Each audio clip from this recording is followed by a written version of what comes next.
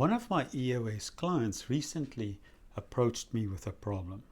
They reported that their departmental level 10 meetings, especially their sales meetings, are just not getting up to snuff, up to the quality and the standard they wanted it.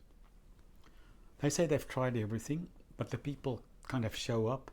They don't bring issues to the table. They're not really engaged. They go through the motions of the scorecard and the rocks review and those types of things.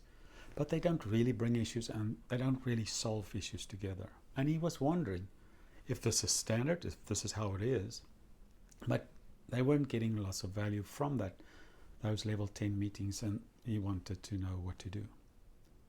Now, one of the things that I have as an EOS implementer is I'm surrounded by other EOS implementers around the world.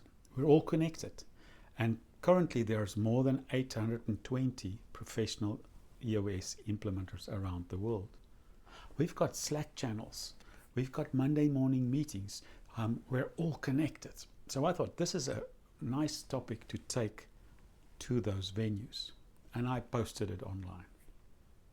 Left it a day or so, and I was really pleasantly surprised by the great responses I received. Now, the one thing that really stood out for me was that, and it's Kirsten who said this, she sent what is called the iceberg of ignorance. Now, the iceberg of ignorance is a graphic that she uses in their level 10 meetings. And the way this works is that this illustrates to the people, the staff, that they see 100% of all problems. Team leaders see 74% of problems. Team managers only see 9% of problems.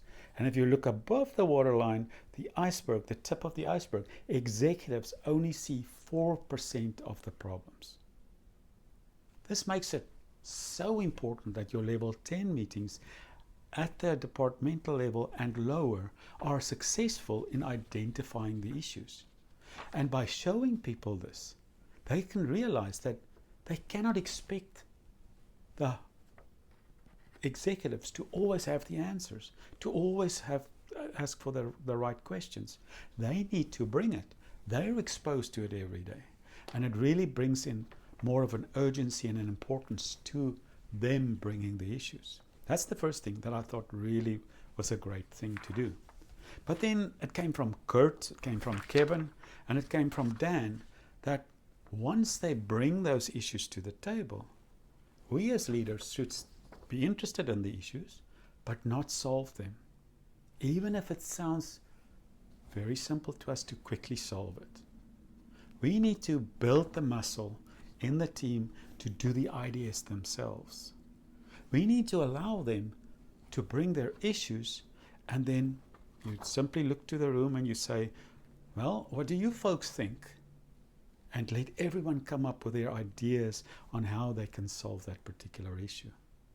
That'll make them all feel important and bought in. And the person bringing it to the meeting will feel heard. And feeling heard is very close to feeling loved. So that's really important to do this. So for the boss to get out of the way, to let them solve. Someone also suggested, I think it was Dan, who said that also when you do the reviews of the scorecard, often at these level meetings, many people have the same measurable on the scorecard. And person A may be knocking it out of the park with a specific measurable, and person B may have a challenge with that particular measurable.